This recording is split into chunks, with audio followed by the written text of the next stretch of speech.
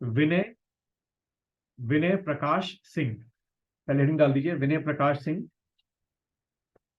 चलिए इसमें लिखिएगा a former member of postal service board, ठीक है, इसको इस तरीके से देखो, farmer member of postal service board elected as the secretary general of Asian Pacific postal union. आप उसको शॉर्ट में लोग बोलते हैं elected as the, ठीक है, elected as the Asia Pacific postal union, Asia Pacific postal union. तो एक सीधा आपका स्ट्रेट फॉरवर्ड क्वेश्चन इस तरीके से बन सकता है कि एशिया पैसिफिक पोस्टल यूनियन का जो इंडिया की तरफ से जिसको आपका सेक्रेटरी जनरल बनाया गया है, वो इन चारों में से किसको बनाया गया है आउट ऑफ दिस फोर? तो टिक करके आ गया विनय प्रकाश सिंह को बनाया गया, ठीक है। फिर अगर आप सेकंड पॉइंट बनाकर लिखना चाहें तो लिखिएगा उसमें द टोटल टेन्योर या the tenure of Vinay Prakash Singh was is 4 years, ठीक है। The tenure of Vinay Prakash Singh is 4 years, 4 साल के लिए वो बनाए गए, यानी कि अभी हमारा 23 चल रहा है ये, तो 23, 24, 25, 26 तक ये आपके रहेंगे। तो सेकंड पॉइंट में लिख दीजिए द टेन्योर जो है इनका वो आपका 4 साल का है। अब थर्ड पॉइंट जो है वो आपसे पूछ सकते हैं कि जो आपू है यानी कि Asia Pacific postal union which has its headquarter in Bangkok, ठीक है, तो इसको लिख लो द हेडक्वार्टर ऑफ आपू, द हेडक्वार्टर ऑफ आपू कहां पर है? इसका हेडक्वार्टर ऑफ आपू लिख दीजिए कहां पर है? बैंकॉक थाईलैंड, हेडक्वार्टर ऑफ आपू बैंकॉक थाईलैंड, ठीक है, बैंकॉक थाईलैंड। तो ये थर्ड पॉइंट आप लोगों का लिख लिया होगा आप लोगों ने। देन उसके बाद इस आपू में यानी कि एशिया पैसिफिक पोस्टल यूनियन में कितने आपके वो हैं नेशंस हैं? तो शॉर्ट में लिख दो आपू कंसिस्ट 32 नेशंस। ये भी पूछ सकते हैं आपसे स्टेटमेंट वाइज में, आपू कंसिस्ट 32 नेशंस, इसमें जो टोटल है 32 नेशंस। अब वो 32 नेशंस के नाम इम्पॉसिबल है किसी को याद करना, ना पूछते हैं एग्जामिनेशन में। हाँ, लेकिन ये पूछ सकते हैं कि टोटल नंबर ऑफ, जैसे स्टेटमेंट दे दिया कि टोटल नंबर ऑफ नेशंस इन आपू इज 30, स्टेटमेंट क्या हो गया? गलत हो गया। कुछ इस तरीके से आपका राइट स्टेटमेंट या रॉन्ग स्टेटमेंट करके आपसे क्वेश्चन पूछ सकते हैं, ठीक। तो आप लोगों ने लिख लिया होगा टोटल नंबर ऑफ जो नेशंस हैं कितने हो गए आपके? 32। देन उसके बाद अगला पॉइंट जैसे आप लोगों को दिख रहा होगा क्या लिखा हुआ है, एक नीचे अब यहां से थोड़ा सा मैंने इसको हिस्ट्री से जोड़ा हुआ है। इतना तो हो गया करंट अफेयर्स का पार्ट। अब यहाँ से एग्जामिनर हो सकता है पूछ ले कि भाई जो पोस्टल सर्विसेज है इंडिया के अंदर वो कब शुरू हुई है? तो जैसे आप देखिएगा क्या लिखा है मैंने, the east India company started establishment a post office in India, उन्होंने स्टार्ट किया था। And east India company open it's first post office in 1727। तो ये डेट लिख लो बस कि भाई पहला पोस्ट ऑफिस जो है वो ईस्ट इंडिया कंपनी ने कब ओपन किया था। एग्जाम अगर आएगा तो पिक करके आइएगा, 1727 को ओपन किया था। East India company open it's first post office in 1727, 1727, ठीक है, 1727। फिर नेक्स्ट बढ़ते हैं यहीं से कि पहला जो जीपीओ है, जीपीओ आप लोग को पता होगा इसका फुल फॉर्म क्या होता है? ग्रैंड पोस्ट ऑफिस, ठीक है। जैसे हमारा देहरादून में कहां पर है? हमारे घंटा घर पे है, जिसको हम लोग क्या बोल देते हैं? Head post office. असल में वो होता है जीपीओ, ग्रैंड पोस्ट ऑफिस होता है। तो इन्होंने ब्रिटिशर्स ने पहला जीपीओ जो है वो कहाँ खोला था? कोलकाता में। कब खोला था? 1774 में खोला था। तो ये भी पॉइंट लिख लीजिए, first GPO establish in Kolkata in 1774, first GPO establish in Kolkata in 1774। इस तरीके से भी क्वेश्चन बन सकता है 1774 में, ठीक है।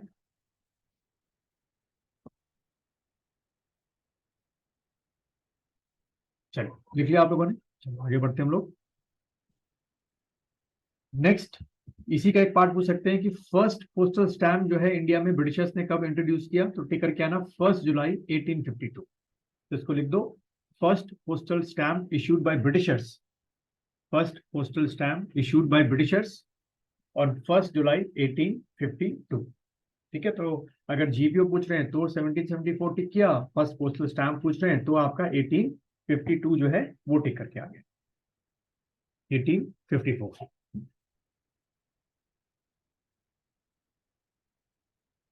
ठीक है,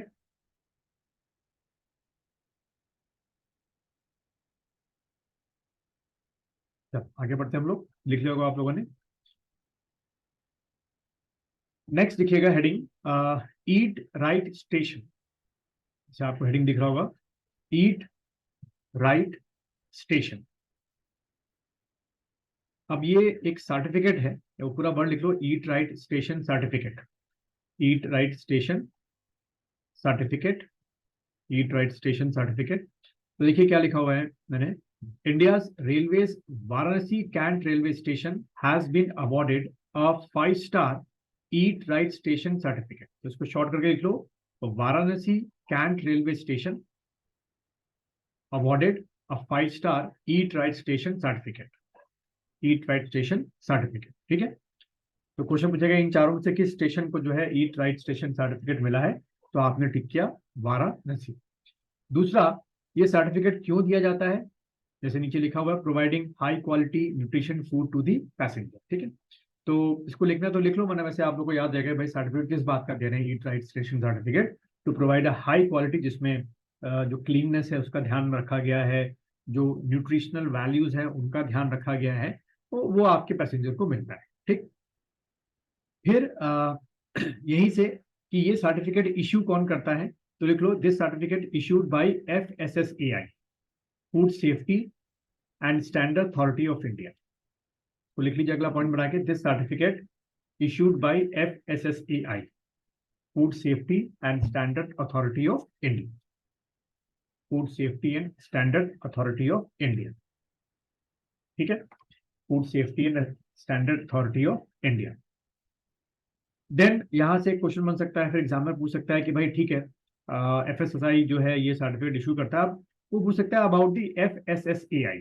ये FSSAI जो है आपने अक्सर देखा होगा, जो आपके फूड बॉक्स होते हैं या पैक्ड आइटम्स होते हैं, या आपके कोल्ड ड्रिंक्स होती हैं, या आपके कोई भी न्यूट्रिला हो गया, कुछ भी मैगी हो गया, इन सबको किससे सर्टिफिकेट लेना पड़ता है before launching their product in the market, FSSAI के पास से जाके सर्टिफिकेट लेना होता है, वरना वो अपने प्रोडक्ट्स को मार्केट में लॉन्च जो है वो नहीं कर सकते। ठीक है, तो अगर हम थोड़ा सा FSSAI के बारे में समझें, इस वाले में समझ लेते हैं पहले। हाँ, तो ये जो FSSAI है, लिख लो शॉर्ट में, FSSAI is an autonomous statutory body और established under the food and safety standard act 2006। ठीक है, ये एक क्वेश्चन बन सकता है आपका। एक स्टैचुरी बॉडी है, यानी कि इसको पार्लियामेंट से अच्छी खासी क्या मिली है, पावर्स मिली है, और ये आपकी स्टैब्लिश जो हुई है under the food safety and standard act 2006 के अकॉर्डिंग जो है वो आपकी स्टैब्लिश हुई, 6 के अकॉर्डिंग जो है वो आपकी स्टैब्लिश हुई। क्लियर है यहाँ तक? ठीक, लिख लिया आप लोगों ने, तो मैं फिर पिछली साइड में ले चलता हूँ आप लोगों को।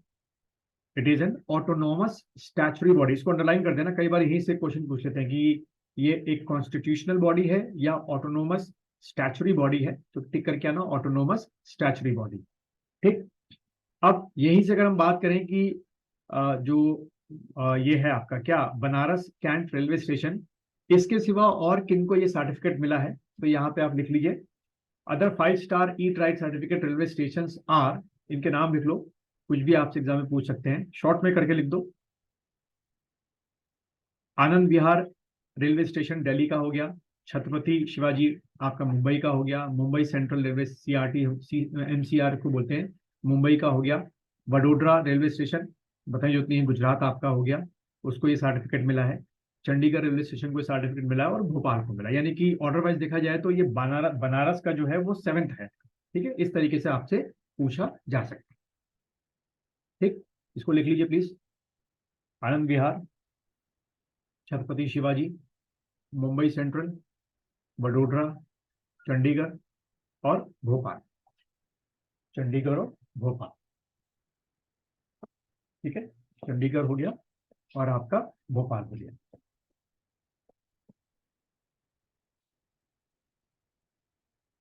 चंडीगढ़ और आपका भोपाल। ठीक है,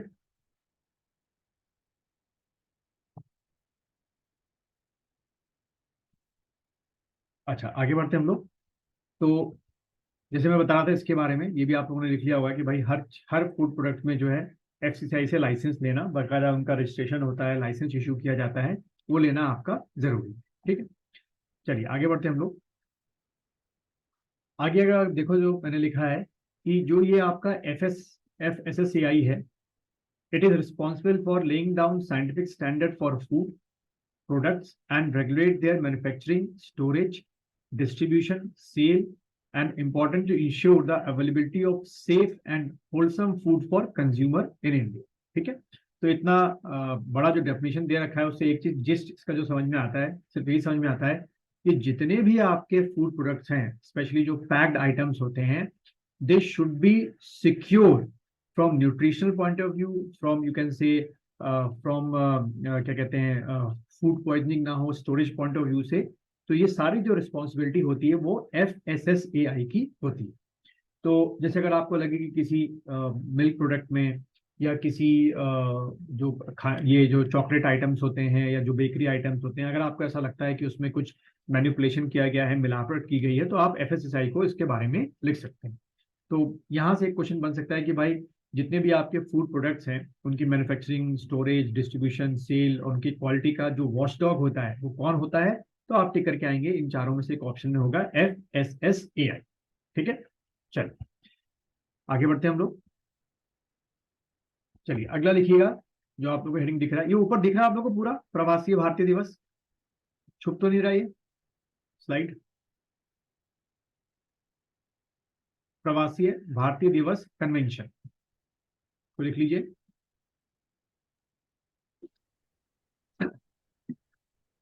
हाँ अरुण, आवाज दिख रहा ना क्लियर? प्रवासी भारतीय दिवस। जब हाँ अरुण, आवाज आ रही है आपको? प्रवासी भारतीय दिवस convention. Yes sir, yes sir. प्रवासी भारतीय दिवस कन्वेंशन। चलिए, तो इसको शुरू करने से पहले प्रवासी भारतीय दिवस कन्वेंशन जो है उसके बारे में अगर मैं थोड़ा सा बता दूं, या पहले ये पॉइंट लिख लो। डॉक्टर महमूद इरफान अली, ठीक है, प्रेसिडेंट ऑफ, लिख दीजिए क्या है आपके, गुयाना, पूरा मत लिखो, ये छोड़ दो, इतना ऐसे याद आएगा। President of, sorry, doctor Mohamed Irfaan Ali, president of Guyana, GUYANA। Chief guest, will भी मत लिखो क्योंकि हो चुका incident. was the chief guest, किसके चीफ गेस्ट थे? was the chief guest of 17th प्रवासी भारतीय दिवस convention. was the chief guest of 17th प्रवासी भारतीय दिवस कन्वेंशन। 17 प्रवासी भारतीय दिवस कन्वेंशन, ठीक है, उसके ये आपके चीफ गेस्ट हैं। कन्वेंशन 2023, ये लिख देना 2023।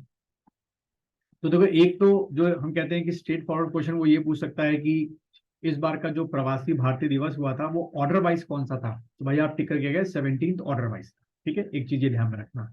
या वो सेकंड क्वेश्चन पूछ लेगा कि प्रवासी भारतीय दिवस का चीफ गेस्ट कौन था, तो डॉक्टर मोहम्मद इरफान अली, और या कहाँ के वो प्रेसिडेंट थे, तो आपके गुयाना के प्रेसिडेंट थे। अब दिमाग में ये आता है कि भाई ये प्रवासी भारतीय दिवस है क्या? तो इसको लिखने से पहले ये लिख लो, जो सेकंड पॉइंट मैंने किया highlight. Theme of this convention was, ये पूरा लिख लीजिए, theme of this convention was diaspora reliable partner for India's progress in Amrit Kaal. ये लिख दीजिएगा आप लोग, डायस्पोरा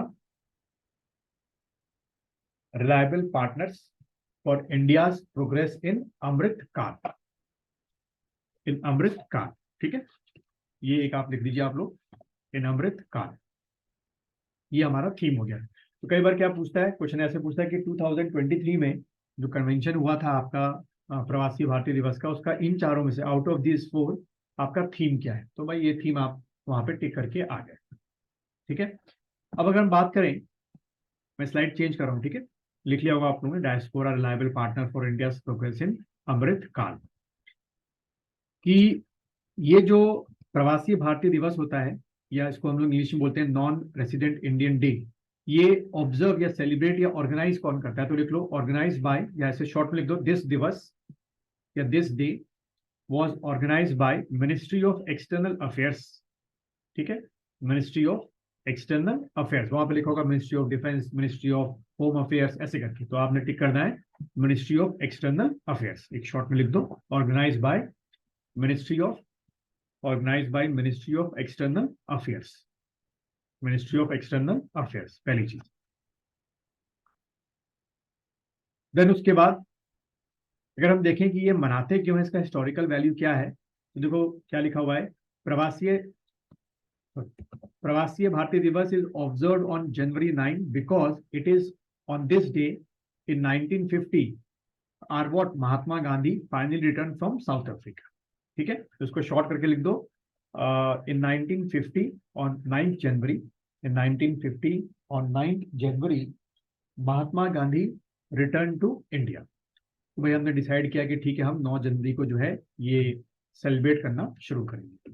ठीक है, ऑन दिस डे या on January 9th 1915 Mahatma Gandhi return to India, return to India. ठीक है, और महात्मा गांधी जो थे वो आपके 1893 में जो है वो साउथ अफ्रीका चले गए थे, और वहां कब तक रहे, 1915 तक आपके रहे। ठीक है, तो उसके जब हम लोग मॉडर्न इंडिया पढ़ेंगे तो उसमें महात्मा गांधी के बारे में कि जो साउथ अफ्रीका में उन्होंने मूवमेंट चलाए, वहां से भी कई बार क्वेश्चन पूछ लिए जाते हैं। चलिए वापस आते हैं अपने पॉइंट पर। तो ये डेट आप लोगों ने लिखी होगी कि भाई हम बनाने का रीजन क्या है कि 9 जनवरी 1915 को गांधी जी वापस आए थे। अब अगला क्वेश्चन ये आ सकता है कि ये जो अप्रवासी भारतीय दिवस है, इसमें हम लोग क्या करते हैं, जितने भी आपके क्या हैं, ध्यान रखना, 3 लोग होते हैं, 3 कैटेगरी के होते हैं। एक आपने सुना होगा एनआरआई, नॉन रेसिडेंट इंडियंस। ठीक है, एक आप लोगों ने सुना होगा PIO, people of Indian origin. ठीक, और एक आपकी जो कैटेगरी होती है ओआईसी होती है, यानी कि ओवरसीज इंडियन सिटीजन। ये जो लोग हैं, एनआरआई हो गए, पीआईओ हो गए, ओआईसी हो गए, ये सब लोग जो हैं, चाहे वो यूरोप हो, नॉर्थ अमेरिका हो, ऑस्ट्रेलिया हो, अफ्रीका हो, साउथ अमेरिका हो, बहुत बड़ी तादाद में बसे हुए हैं। हमारा मकसद ये होता है कि हर साल जब हम ये दिवस मनाते हैं तो उनको इनवाइट करते हैं भारत में कि आओ, भारत में आओ, अपनी मिट्टी को पहचानो। तो मकसद हमारा होता है कि जो ह्यूज अमाउंट ऑफ उन्होंने फॉरेन करेंसी कमाई है वो भारत में आके क्या करें, उसका इन्वेस्टमेंट करें। ठीक है, तो इसलिए हम लोग जो है उनको क्या करते हैं भाई, इनवाइट करते हैं कि भारत में आके क्या लगाइए, पैसा लगाए। ठीक है, तो ये पॉइंट अगर आपने नहीं लिखा तो लिख लो, द इंडियन या ministry of external affair invited NRI, PIO and OIC in this conference. इसको लिख लीजिए पॉइंट बना के, ministry of external affairs invited NRI, PIO and OIC in this conference, in this conference. ठीक है, पहली चीज। फिर अगर हम एक क्वेश्चन जो था, जो मैं बोल रहा था कि ये जो डे है हमने किस साल से मनाना शुरू किया। हमको ये तो पता चल गया कि भाई गांधी जी वापस आए थे 9 जनवरी को, लेकिन हमने मनाना कब से शुरू किया, तो उसका आंसर यहाँ पे आपको दिख रहा होगा, प्रवासी भारतीय दिवस या शॉर्ट में आप लिख दो पीबीडी। ठीक है, was establish in the year 2000 but was first celebrated officially in 2003 in new Delhi. ये लिख देना, शॉर्ट करके लिख दो पीबीडी, स्टैब्लिश इन 2000। तो बहुत क्वेश्चन को ध्यान से पढ़ना कि प्रवासी भारतीय दिवस का जो कॉन्सेप्ट है वो इंडियन गवर्नमेंट ने कब स्टैब्लिश किया। अगर ऐसा क्वेश्चन पूछता है तो 2000 टिक करके आना, और अगर ये पूछता है कि ये जो आपका सेलिब्रेट करना कब से शुरू किया हमने, तो 2003 से। ठीक है, दोनों अलग अलग डेट होंगी, क्वेश्चन को बहुत आराम से पढ़ना। कई बार क्वेश्चन आते आते भी जल्दबाजी में क्वेश्चन गड़बड़ हो जाते हैं कि पूछ क्या रहा था और आंसर क्या टिक करके आ गया, क्योंकि ऑप्शन में क्या करते हैं वो दोनों दे देंगे, 2000 भी दे देंगे और 2003 भी आपको देंगे। हो गया यहाँ तक, लिख लिया अदिति, अरुण, यहाँ तक हो गया दोनों का। Yes sir. ठीक, अच्छा आगे बढ़ते हैं हम लोग।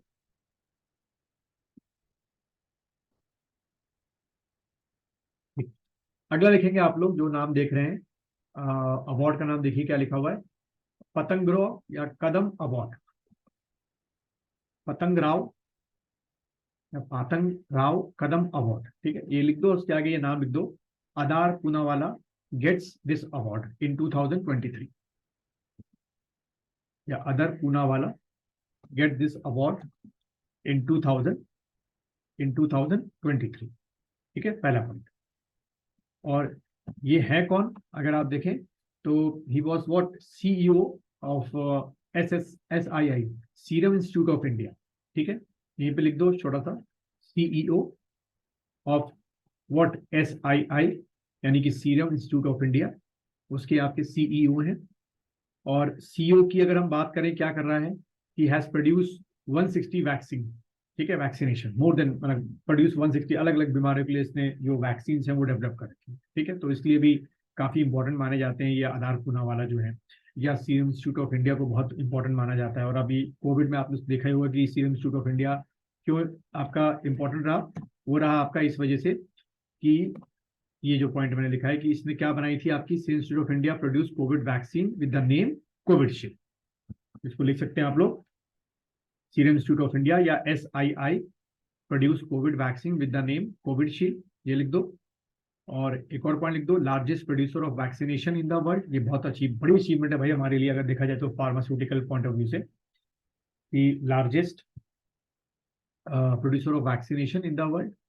और दूसरा अगर देखें तो ये कब स्टैब्लिश हुआ था, तो ये भी आपसे पूछ सकते हो, तो लिख दीजिए serum institute of India was establish in 1966 इन पुणे, महाराष्ट्र, ठीक है, serum institute of India establish in 1966 इन पुणे, महाराष्ट्र। तो कोई भी इसमें से फैक्ट जो है आपसे पूछ सकते हैं। तो अवार्ड भी पूछ सकते हैं आपसे कि पतंग राव अवार्ड, जो पतंग राव कदम अवार्ड है वो इस साल का किसको मिला, 2023 का, तो आपने ये अदर जो पूना वाला है उनको टिक करके आ। चलिए आगे बढ़ते हैं हम लोग, हो गया यहां तक, चलो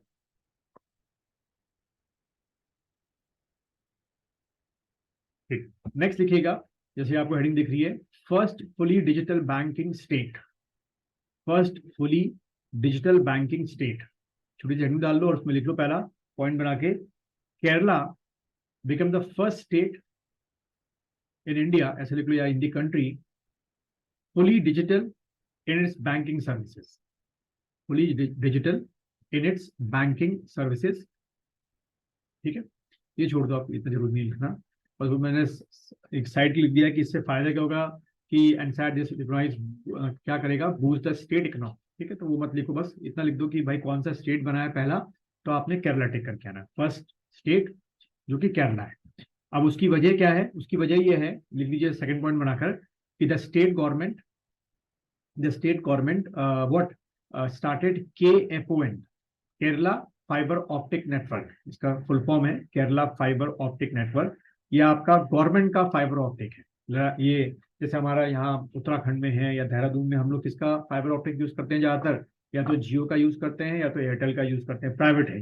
लेकिन वहां केरला पे आप देखिए कितना फाइबर ऑप्टिक का कितना बड़ा जाल बिछाया है, 17,155 kilometre long optic fibre cable network has been laid down, बहुत बड़ी बात है, बाय दी KFON, यानी कि केरला फाइबर ऑप्टिक नेटवर्क, ठीक है, will ensure internet facility to everyone in the state and 155 kilometre long optic fibre cable network has been laid down, ठीक। तो एक शॉर्ट करके लिख दो, KFON laid down 17,155 kilometre fibre optic, ठीक है, 17,155 kilometre fibre optic, fibre optic, ठीक।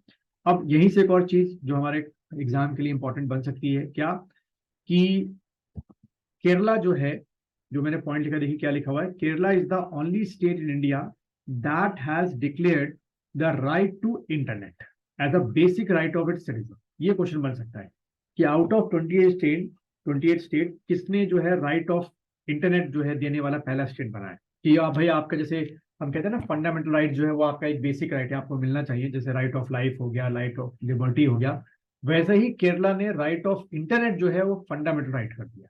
तो इसको लिख लीजिए आप शॉर्ट करके, Kerala is the only state which give right to internet, which give right to internet, ठीक है। तो ये क्वेश्चन बन सकता है एग्जाम में, ये आगे पॉइंट भी आपके एग्जाम में आ सकते हैं MCQ में, is the only state which give right to internet, लिख दिया।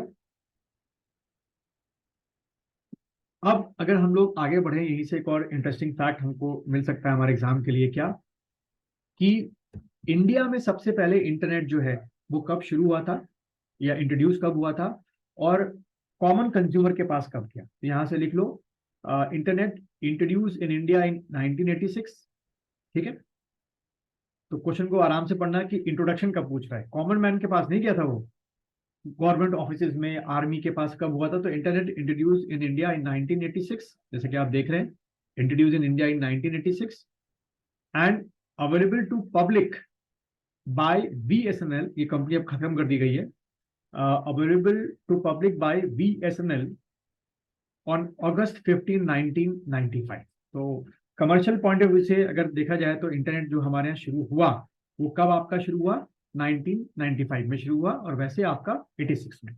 और किस कंपनी ने शुरू किया, तो VSNL टिकर क्या ना, इसका फुल फॉर्म होता है विदेश संचार निगम लिमिटेड।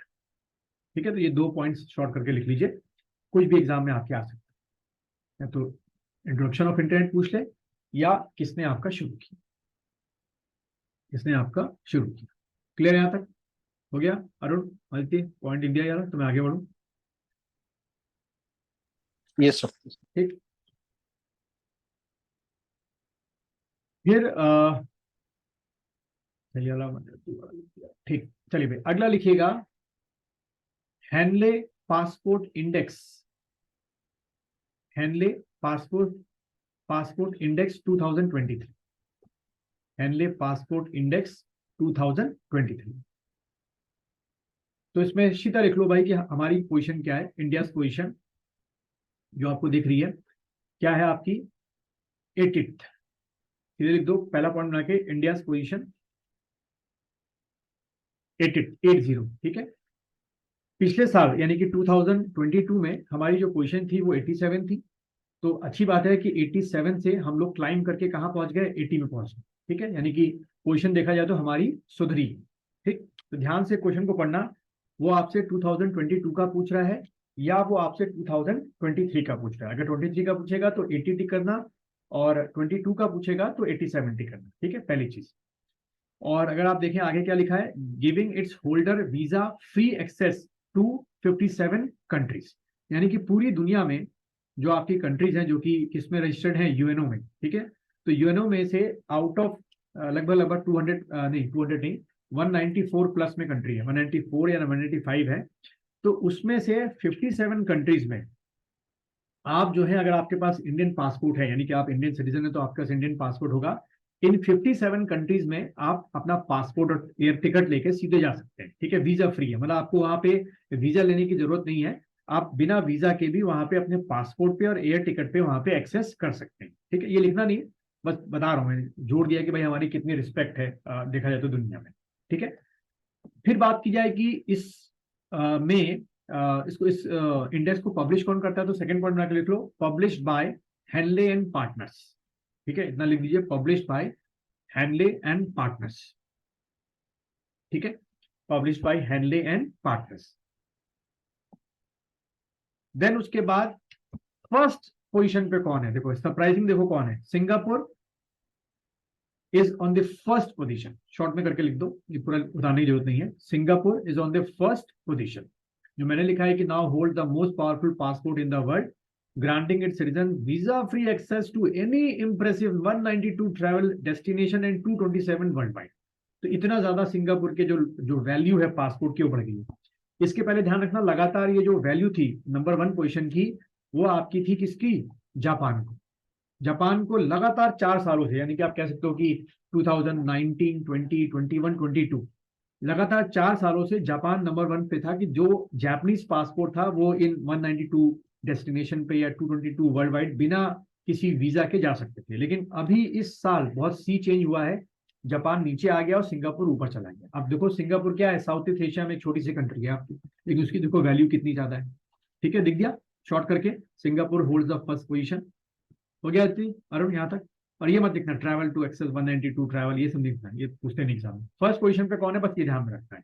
ठीक, हो गया यहाँ तक दोनों का। Yes sir. ठीक, फिर अगर हम बात करें यस कि सेकंड पोजीशन पे देखो जॉइंटली कौन रखे गए हैं, तो ये लिख दो, सेकंड पोजीशन पे Germany, Italy, Spain share the second position on the index. ये तीनों एक साथ रखे गए सेकंड पोजीशन पे, second position Germany, Italy, Spain. लेकिन देखिए आप लोग ये भी ध्यान रखिएगा क्या आप सोचेंगे अच्छा काश हम लोग सिंगापुर में, या काश जर्मनी, इटली, स्पेन या कनाडा में रहते कितना अच्छा होता। अभी आप अगर बात में एक एग्जांपल बता रहा हूँ कि वहाँ एक डॉक्टर की फीस जो होती है, मैं कनाडा की बात बता रहा हूँ, लगभग 500 कैनेडियन डॉलर या 600 कैनेडियन डॉलर होती है। अभी आप वही मेडिकल फैसिलिटी यहाँ पे देखो, जो स्पेशलिस्ट होते हैं कितनी कम फीस आप देते हो, ज्यादा ज्यादा 1000 रुपए, 1200 या 1500 रुपए देते हो, बहुत मैक्सिमम बता रहा हूँ मैं, 1000 1500। नॉर्मली जो सुपर स्पेशलिस्ट होते हैं वो भी आपको 700 या 800 में देखने को तैयार हो जाते हैं। तो जो कई चीजों के जो कॉस्ट हैं वो कनाडा या इन कंट्रीज में बहुत एक्सपेंसिव है, जर्मनी, इटली, स्पेन। ठीक है। अच्छा, तो ये आप लोगों ने लिख दिया होगा सेकंड पोजीशन पे ज्वाइंटली कौन कौन है, जर्मनी, इटली, स्पेन। एग्जाम में आ सकता है कि जो हेनले पासपोर्ट इंडेक्स है उसमें ज्वाइंटली किन 3 कंट्रीज को एक साथ रखा गया। तो ये बंच आपको दे देंगे, ए में कोई पेयर देंगे, बी में कोई पेयर देंगे, सी में। तो आप पे रटाफिकेशन करना है कि जर्मनी है, इटली है और स्पेन है। अब अगर हम यहीं से बात करें कि हमारे भारत में कितने टाइप के पासपोर्ट होते हैं, ये पता है आपको Aditi? There are 4 types of Indian passport. Arun, ये पता है बात? 4 तरीके के पासपोर्ट होते हैं, ये एक ही तरीके का होता है? सर ये नहीं पता। देखो चार लिख दो टाइप के। कौन कौन से होते हैं। सबसे पहला होता है सर ऑर्डिनरी डिप्लोमेट। पासपोर्ट। हाँ, पहला होता है ऑर्डिनरी पासपोर्ट। सेकंड होता है आपका डिप्लोमेटिक और ऑफिशियल पासपोर्ट, जिसकी आप लोग तैयारी कर रहे हैं यूपीएससी और पीसीएस की। अगर आप यूपीएससी आईएएस बनते हैं या पीसीएस अधिकारी बनते हैं तो आपको कौन सा पासपोर्ट इश्यू होता है, डिप्लोमेटिक और ऑफिशियल पासपोर्ट।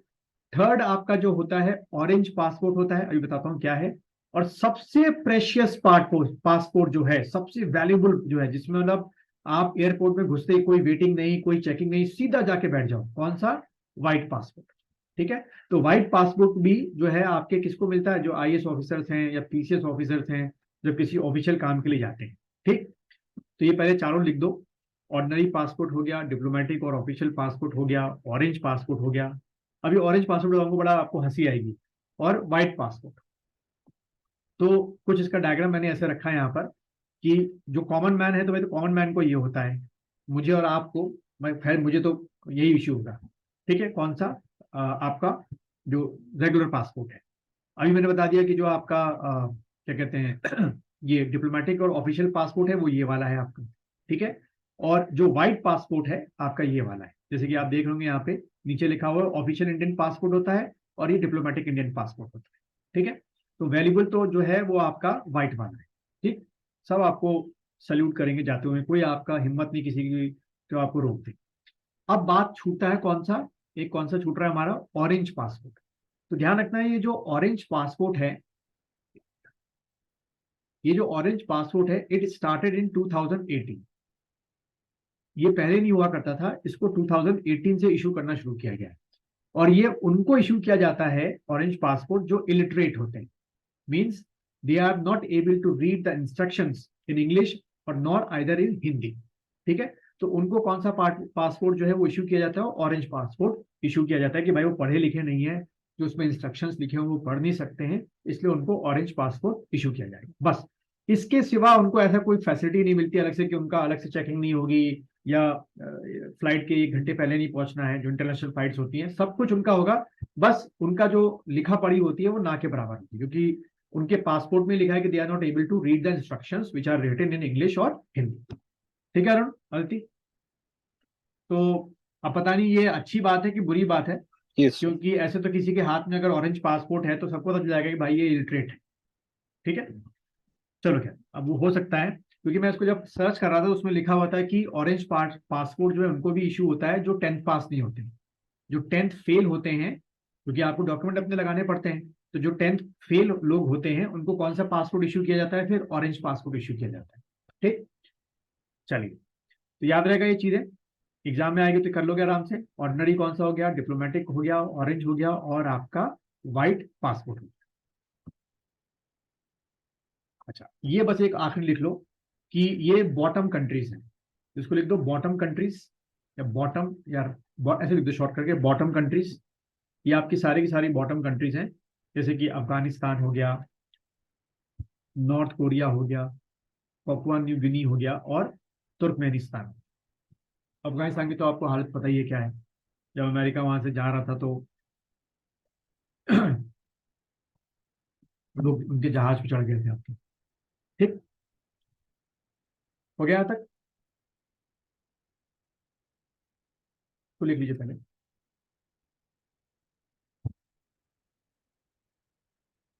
शॉर्ट में लिख दो अफगानिस्तान, नॉर्थ कोरिया या bottom countries of the in the Henley index, Afghanistan, north Korea, Papua New Guinea and Turkmenistan.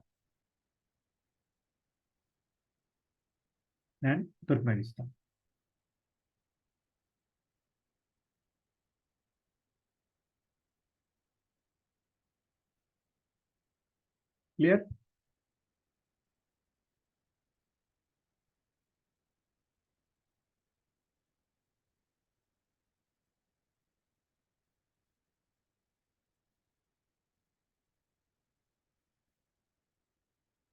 हो गया दोनों का? Yes, sir. Yes. अभी आपका हो गया, लिख दिया कंट्रीज का नाम?